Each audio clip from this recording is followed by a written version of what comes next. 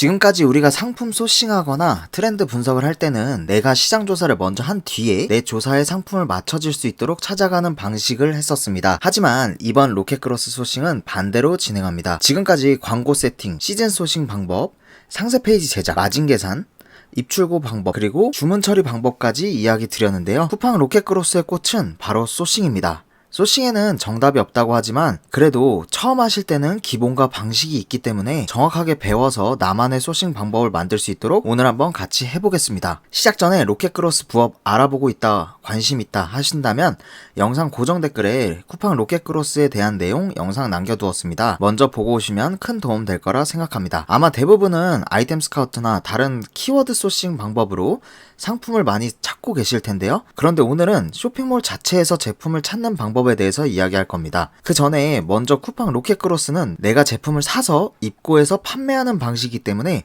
조금이나마 나만의 기준이 있다면 운영하는데 조금 더 수월하게 하실 수 있을 겁니다. 없으시다면 이대로 하셔도 됩니다. 먼저 로켓크로스 입고 진행하는 상품은 구매대행과 반대로 진행하는 게 좋습니다. 구매대행은 기본적으로 크무비라고 하는 크고 무겁고 비싼 제품들을 주로 다루게 됩니다. 그런데 구매대행은 말 그대로 구매대행이기 때문에 재고를 두지 않아서 크무비 제품을 해서 적은 판매로 큰 마진을 가져갑니다. 반대로 로켓크로스는 실제 재고가 있어야 되고 입고가 가능한 방식이어야 하기 때문에 부피는 작을수록 좋습니다. 쿠팡 창고에 입고할 때 보통 큰 박스에 넣어서 입고를 진행합니다. 그런데 부피가 큰 상품은 박스에 많이 넣지 못하게 되고 이에 따라 박스당 배송비가 더 되어 부피는 최대한 작은 제품이 좋습니다. 휴지통이나 쓰레기통에 같은 경우 공기가 많이 들어있는 제품으로 한 박스에 넣을 수 있는 수량이 굉장히 제한적입니다. 스티커나 필기류 같은 경우는 많은 수량을 한 박스에 넣어서 입고가 가능하기 때문에 훨씬 더 유리한 면이 있습니다. 추가로 깨지거나 파손이 되는 제품들은 초보자분들은 피하시는 게 좋습니다. 이유는 중국에서 입고하는 과정에서 파손도 있고 쿠팡 창고로 보내는 와중에도 파손 위험이 있습니다. 심지어 쿠팡에서 고객이 집으로 가는 중에도 파손이 있을 것이고, 그리고 더 심한 건 로켓크로스는 무료 반품이기 때문에 제품을 받은 후에 개인 변심으로 인한 반품이 진행된다면 그 제품이 다시 쿠팡 창고로 입고되고 그 와중에 파손 위험이 있고, 반품된 제품이 약간 저렴하게 재판매되어 그때도 배송을 해야 되기 때문에 파손 위험은 늘 있습니다. 그렇기 때문에 파손이 심한 제품은 피해주세요. 그렇게 얘기하게 되면 나는 팔 게 없다, 그리고 나만의 경쟁력 있는 상품이 너무 없다, 이렇게 이야기하시는 분들이 있으실 겁니다. 부피 큰 상품이 경쟁력이 적다라고 이야기하실 건데 맞습니다. 그렇게 해서 경쟁력을 가져가셔도 됩니다. 그렇다면 쿠팡 창고에 입고시 제한 규격이 있습니다. 그 규격을 넘지 않는 제품을 찾아서 입고 진행하시면 조금 더 틈새 시장을 찾을 수 있습니다. 쿠팡 로켓크로스는 보관비 무료 기간 동안 꼭 판매를 전부 하셔야 됩니다. 그게 아니라면 보관비가 발생할 것이고 큰 제품에 따라 보관비가 더욱더 많이 발생하게 됩니다. 그리고 큰 제품을 취급하면은 공간도 많이 필요할 수 있습니다. 이 부분은 내 상황에 맞게 진행해 보시면 됩니다. 그리고 초보자분들이라면 우선 인증 제품은 추후에 진행하는 방향으로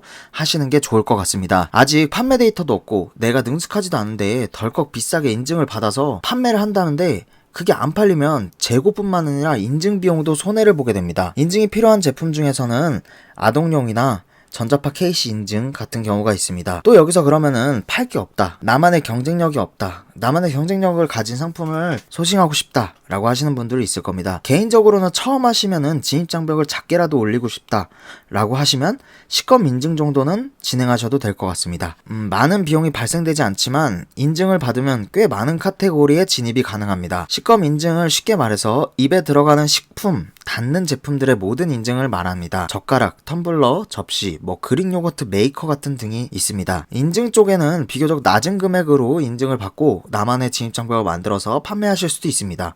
그리고 이 제품이 잘 되면 저만의 브랜딩을 하기도 쉽습니다.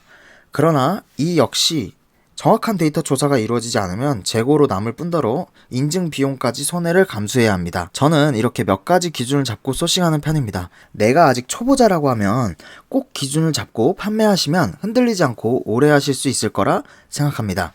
아이템 스카우트가 아닌 쇼핑몰 자체에서 소싱을 진행하기 위해서는 우선 저는 네이버 쇼핑을 먼저 보는 편입니다.